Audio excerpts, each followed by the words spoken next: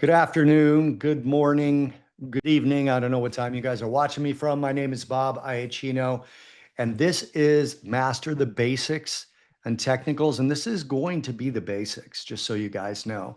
I'm not going to be going into great detail on any one of these things, but my advice is that you use this particular basics webinar as a jumping off point for starting your analysis of what you actually want to do and how you want to look at technical analysis. And I do recommend that everybody learns technical analysis for a very specific reason. And I'll talk about that in a second. So, master the basics, reading futures trading charts on Plus 500. This is going to be the basics of ticks, trends, and indicators for smarter futures trading.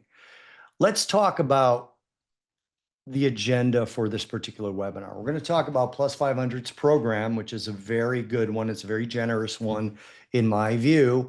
Why charts matter in futures trading, understanding chart types and timeframes, tick charts, which are a very interesting thing. I don't use them much, but a lot of people that I know use them, and I think there's an interesting component to those.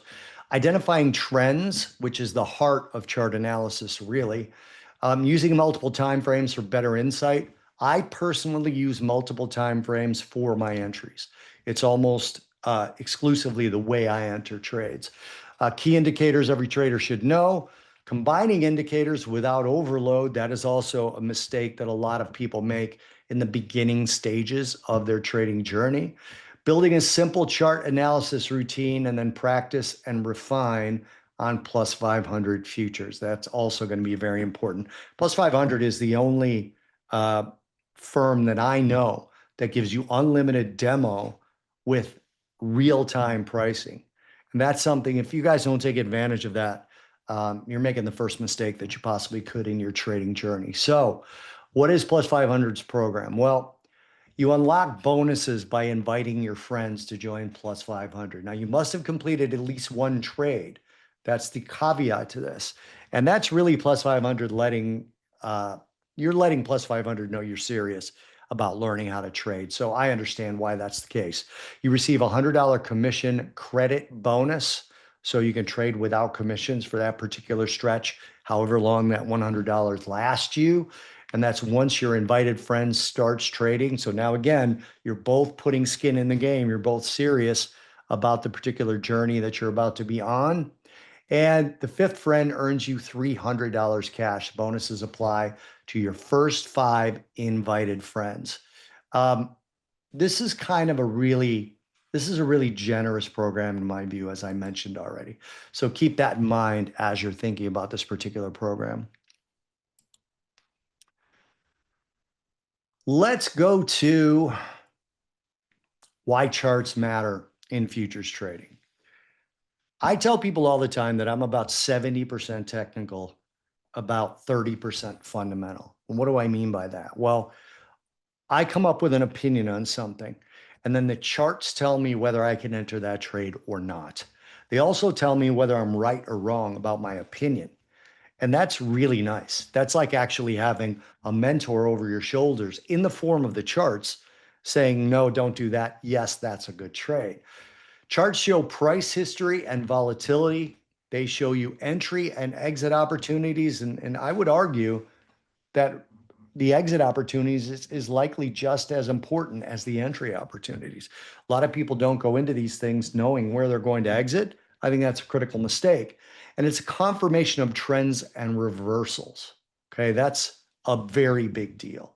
If you're in a trend in one direction and your chart shows you a reversal, if you're profitable, you likely want to start to get out.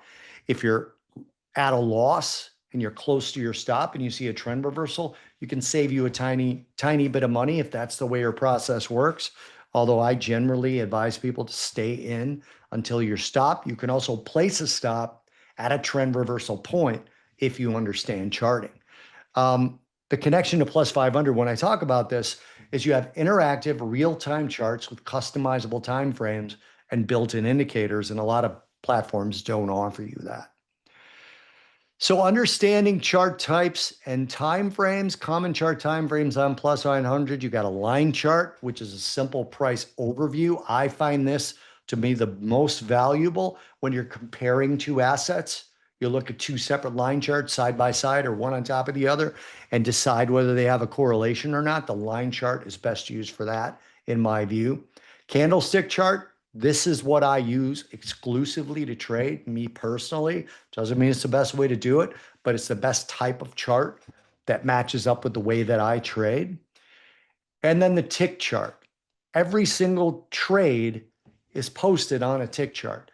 There's an interesting component there. I mean, if you're looking at volume on a candlestick chart, you're seeing a broader picture of what tick charts show you in real time.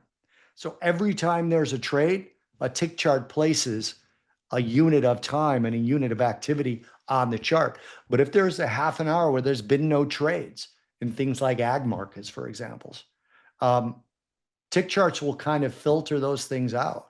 Whereas regular candlestick charts, which is again what I use, candlestick charts, every single trade is on there.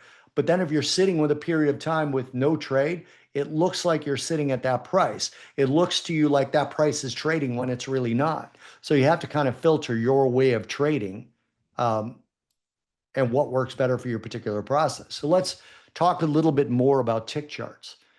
Tick charts are the building blocks of price action. So one price change in a contract lays a tick down on the chart. So it shows market momentum in real time. I just mentioned that a candlestick chart may have a lot of time spent at a particular price, but it doesn't necessarily indicate that a trade happened there. A tick chart does that. Tick charts also help short-term traders spot quick moves. If you're seeing an acceleration in a direction, a tick chart shows you that more clearly.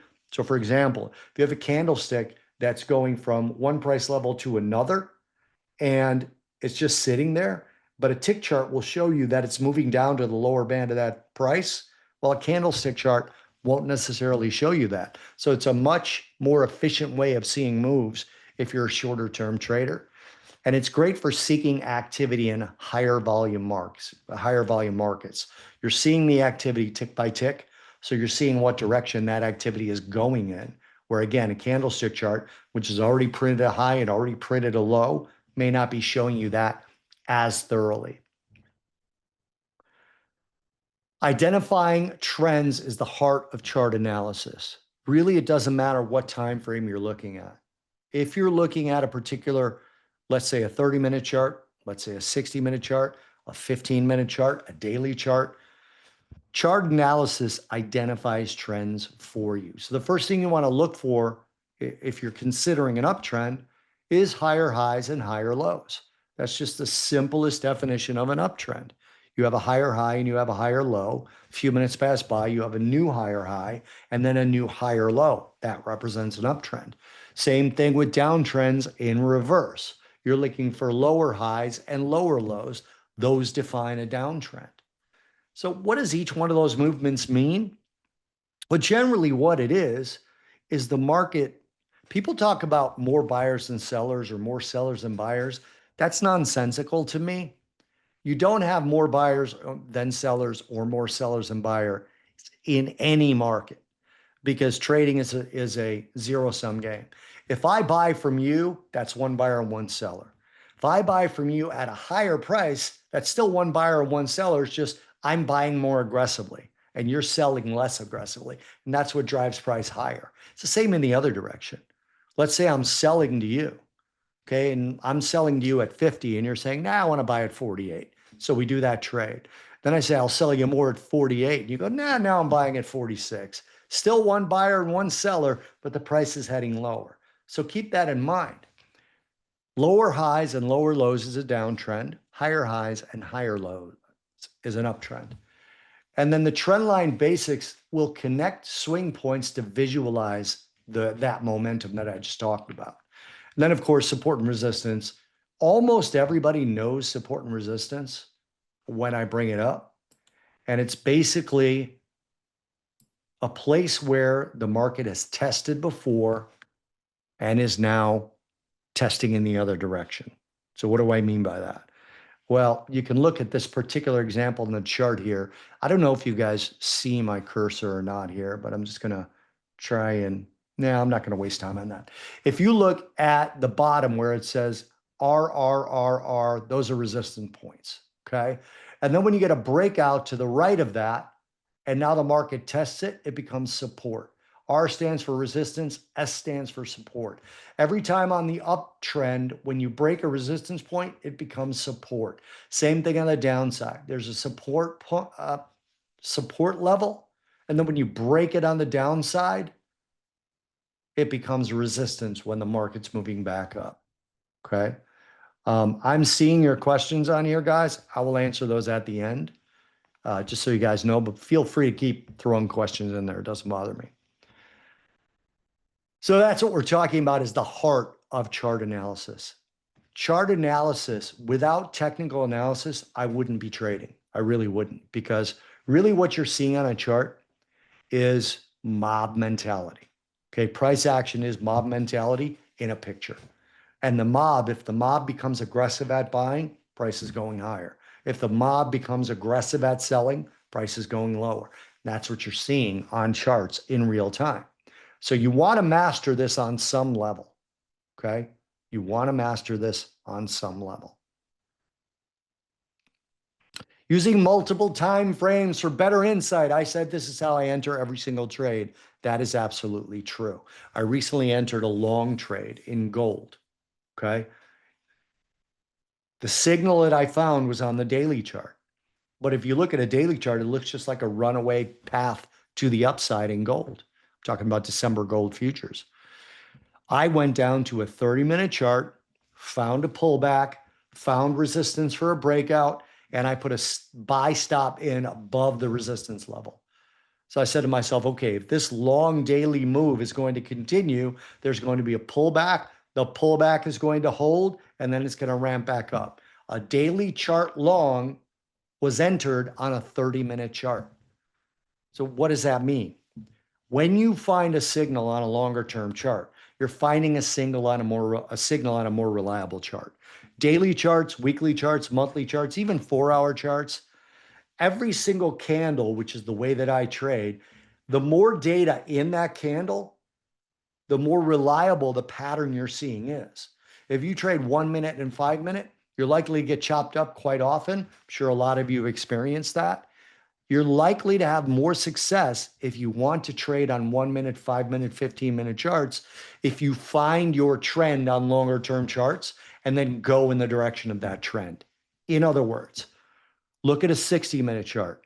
Let's say theoretically, 60-minute chart is showing me a long signal or an uptrend, okay? Then I go to the 4-hour showing me an uptrend. Then I go to the daily showing me an uptrend. I go to the 15-minute showing me a downtrend. I'm not going to trade that downtrend. I'm going to wait till the 15-minute turns into a short-term uptrend, and I'm going to enter that instead.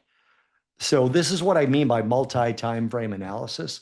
When you have all of them lining up, meaning the 4-hour, the daily, even the 1-hour, then you go down to your lower time frame charts, and you say, I'm only going to enter in the direction of the trend on the longer term charts. And you'll get a lot more successful trades that way. So that's what this using higher time frame for direction, lower time frame for entries means here. You can easily switch time frames, by the way, on the Plus500 platform, which I'll show you guys in a second. It's very easy to do. So key indicators you should all know. Let's start with the first one, which is the main one that I use, moving averages, okay? Moving averages. I use EMAs, not simple MAs, okay? Simple MAs are just a moving average of however many bars are on the chart you're setting the moving average up, okay? What's the moving average? It's a line showing you a sort of flattened out average of what the chart has been doing, okay? Why do I use EMAs? EMA stands for exponential moving average. It's because the exponential moving average uses or gives more weight to recent price action than it does to past price action. Now that comes from my experience in the trading pits in Chicago. In the trading pits in Chicago, I remember watching the guys around me, and they were really, really focused on very recent price action. And by recent price action, I mean they would remember a level. They would say, wow, last week we got hung up around 61.50 in crude oil. 2 weeks ago, we had support at 59.50 in crude oil. So I'm going to trade in between that. Markets that give, or I'm sorry, moving averages that give more weight to recent price action, in my view, is more important. But the 200-day moving average should be a simple moving average because historically, that's what looked better. Okay, that's what worked better. When I talk about the things that work for me, it's because we did the research and these things work better. So when I look at moving averages, I use the 8 exponential moving average. That is the 8 period. And what I mean by that is if you're on an hourly chart, it's an 8-hour. If you're on a 15-minute chart, it's 8 15-minute periods. And then I also use the 21 period exponential moving average. And we could talk about that maybe in a future webinar as to how I specifically use those. Relative strength index, which is at the top right of this slide. Relative strength index finds overbought and oversold levels, okay? Generally, it's a line chart, and it has levels of 40 on the downside and 70 or 80 on the upside, sometimes 20 on the downside. Overbought is when you're at the top of the RSI. Oversold is when you're at the bottom. And one of the best ways to use the RSI is to look for divergence. What do I mean by that? Let's say the RSI is down around 20, which means oversold, but the market is starting to climb a little bit. That's a divergence, okay? If you're seeing an uptrend in price, but an RSI that's saying you're oversold, those two will converge in one way or the other. That can sometimes be a buy signal. Same thing on oversold, okay? If you have, or I'm sorry, overbought. If you have the RSI moving into overbought territory, but the market is starting to fall down in price, that may mean that a sell-off is coming. Doesn't always mean that. But divergences is one of the best way to use the RSI. The RSI is a relative strength index. It tells you the strength of the current trend, and it lists things out as overbought or oversold. So again, above 80 would be overbought, below 20 would be oversold. When you're in the middle, there's no relative strength. It's just moving one way or the other. MACD. I know a lot of people that use MACD. It measures momentum and it indicates momentum changes with crossovers. So what is a MACD? MACD is moving average, convergence, divergence. What a MACD line is it takes a long moving average, say the 26, and a short moving average, say the 12, and it subtracts the difference between those two and plots that on the red line, which you can see here. I'll show it to you guys on the charting platform as well. And then it also sets up just a 9-day moving average in between that. These are usually the default settings. And you can see those two cross. One of the averages on the MACD represents the difference between a long and a short. And then the other one represents just a 9-day moving average. And then there's a histogram on the bottom that plots out which direction the momentum is going in. And this is the kind of thing that can be used to show you where the momentum is. So if you get a pullback with a strong MACD, might be a good time to buy it. Again, that's how it's normally used. And then volume can confirm price moves. I do use volume in some of my longer term trading. If I get a breakout with volume and then I get a move back down to a breakout level with low volume, I might buy that as a test. And then we move back up and the volume increases again. That tells you volume is confirming a particular move. It's actually pretty powerful on longer term stuff. Combining indicators without overload. I use sometimes volume and 2 moving averages on my chart to enter trades. And then I have the 50 and the 200. 50 exponential, 200 simple. I don't use the 50 or the 200 for anything but targets and sometimes support for stops. But outside of that, that's all that's on my charts. Well, I'm lying a little bit. I have some Bollinger Band stuff, but that's a completely different signal source for me. So I don't combine the two. They just happen to be on the same charts. If you have too many indicators on your charts, you get what we've called for, I've been in the markets 33 years now, 33 years. We call that paralysis by analysis. What'll happen if you have too many things going on is you'll get conflicting signals. And within those conflicting signals, you'll have two indicators telling you to buy, three indicators telling you to sell, two others saying there's no trend at all, and you won't do anything. My advice to you guys is that eventually all the indicators are pointing to the same thing. Find the ones that you're comfortable reading and stick with maybe two, possibly three, but that's about it. If you have more than that, you will likely miss out on a lot of decent trades depending on the time frames that you're looking at.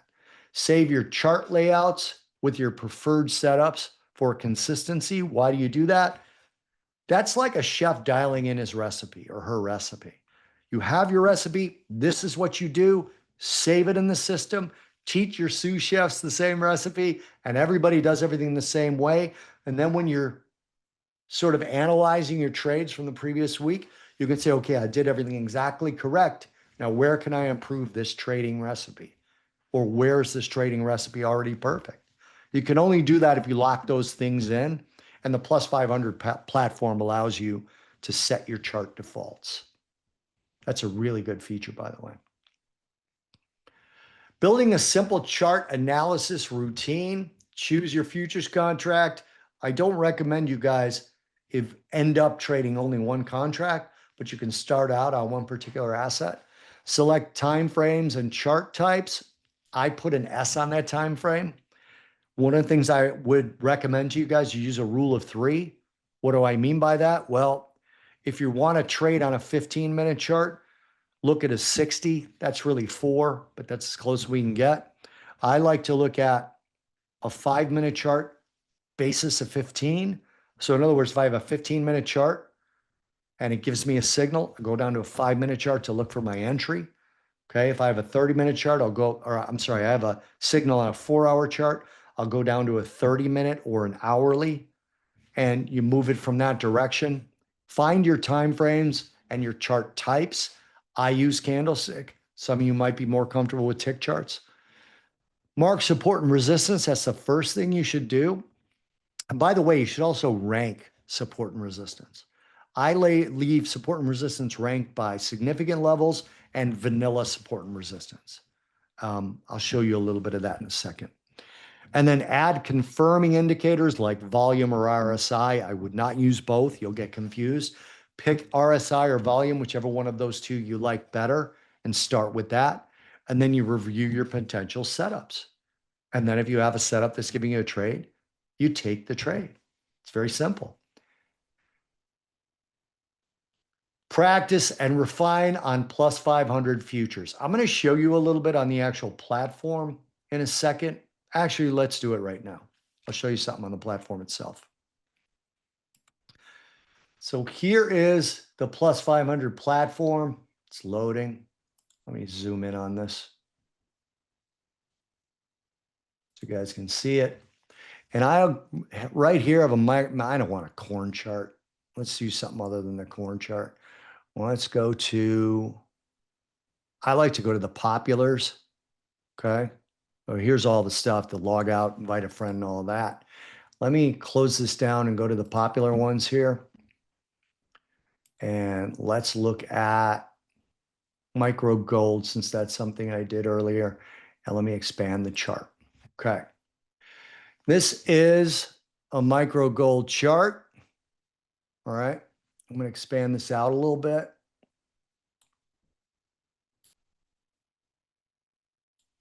All right. Now, this is the trade that I had. This was a double bottom trade right here. Now you can see down here, I have a MACD. Okay. That's what I said I was going to show you on the chart. So one of the lines here is the 12 and the 26. The red line is the 9. And you can see that they're crossing up. Okay. Now notice that it's already been up 3 consecutive days. This is a daily chart, by the way. And you can see here that the MACD is starting to cross up. What is this for me? Well, this is a potentially potentially a change in the trend direction for gold. Where's it a change from? This downtrend right here. Okay, you can see where I'm moving my cursor right there. That's what that is it's a particular trend move down. You can see that we got a cross here on the MACD. That was after 2 or 3 days of some pretty strong down moves. And then on the histogram, you could see the momentum is trading to the downside, and we got an extended gold move. Now, I had a signal here to buy above this peak. Don't have time today to go into why. It rallied up here, and now I start to watch my MACD to see if it's confirming that the trend is changing. Can I stay in this particular trade for a longer period of time than maybe I planned out? The MACD is showing me that. I also have my 2 moving averages on here that I already told you guys about. This particular moving average is the 8 EMA. See, I highlighted it there. And then this white one down here is the 21 EMA. Those are the 2 that I use, okay? How do I use them? Well, on this particular chart, if I get a move down into what we call the rotation zone here, okay? Let me see if I can get rid of that. I'm going to grab a different cursor tool right here. This is where you get your cursor tools. I'm going to hide the heads up display so I can show you guys this. What you're seeing here is a move where another of my particular signals is widening out. Okay, it's a lower moving average crossing below a faster. Okay, the 8 crossed above the 21, or the 21 crossed below the, below the 8. That tells you there's a potential trend change coming.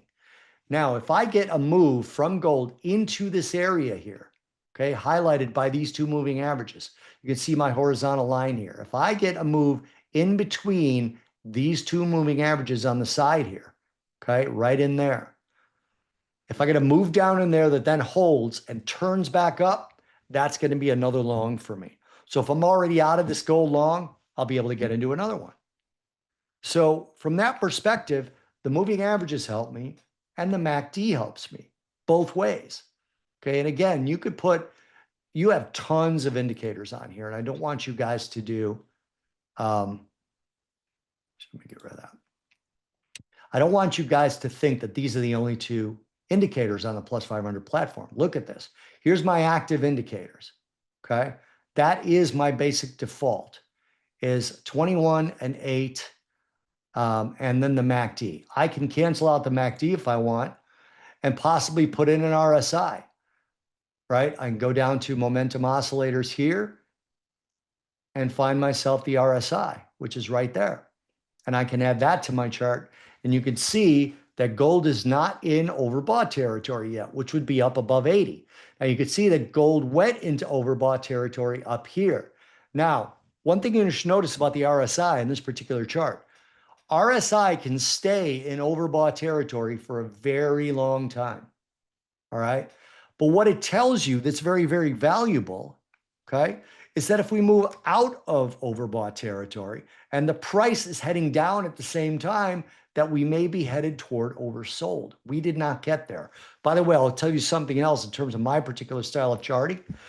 We got out of overbought territory and then we moved into the middle here. We call this a sideways correction, okay? Everybody thinks corrections have to be down moves. They don't. You can have sideways corrections. And if you have a sideways correction in a market, that generally means that the market is not in for a bear market anytime soon. Now, it's not a guarantee. I need you guys to know that. It is not a guarantee. But that might be one of the things that's being told to you by the markets, okay? So keep that in mind this whole time. Anyway, I'm going to go back to the presentation for a second.